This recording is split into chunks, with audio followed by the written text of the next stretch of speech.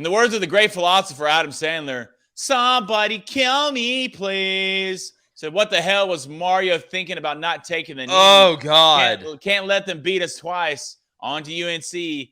Let's go, Canes. You should be fined for this as a coach. Like there's, and like we always say, how there's like multiple plays that like it's never one play that cost you the game. This is the one instance where this one play cost you the game.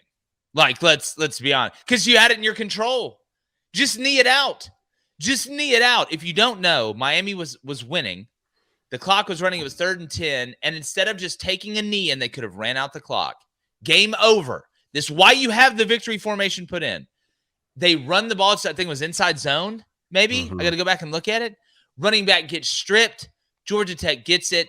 Georgia Tech basically scores as time expires. This is one of the rare cases where that one play, it did cost you the game because it was in your control. And if I'm a Miami fan, I am livid.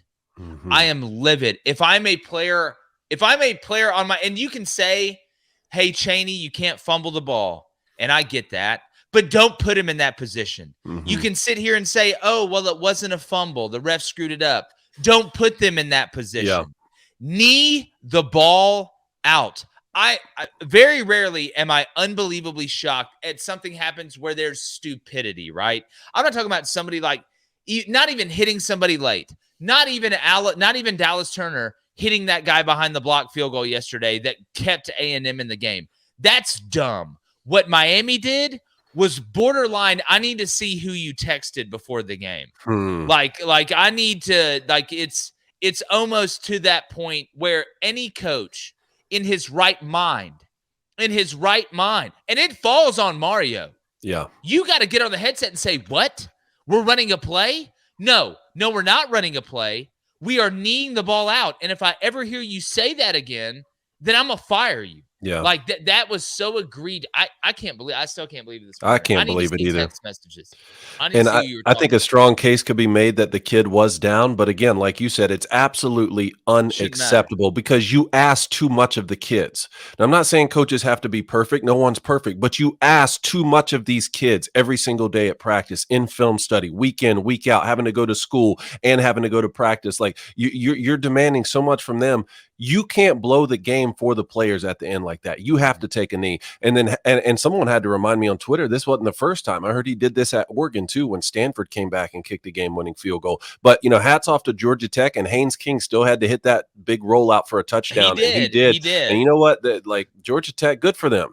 Good for them. Great for taking advantage. Yeah. But again, you know what? If you're taking a knee and you fumble the snap, I mean, damn. That sucks. All right. But I could sleep at night. I could actually sleep a little bit at night if that's what happened. Right? If that's what happened, you fumbled the snap when you were taking a knee. Not this. It reminded me like that blonde-haired chick off The Matrix, like in The Rain, when she's like, not like this. Now, that's what that play reminded me of. I'd be sick to my stomach. Your paycheck should be docked. You should lose money when you pull some stuff like that. NIL. Never in my life. What are you doing? There's no way they didn't talk about it. If you ever been on the headset, there's no way they didn't talk about it. There's no way they didn't talk about it. I just, in what world? Like, if I'm Mario Cristobal, I would have ran on the field and sat on the ball, like, before that ball was snapped. I'd have run on the field and just, if I'd start taking clothes off to just get the referees to stop the game before it happened. Like, whatever.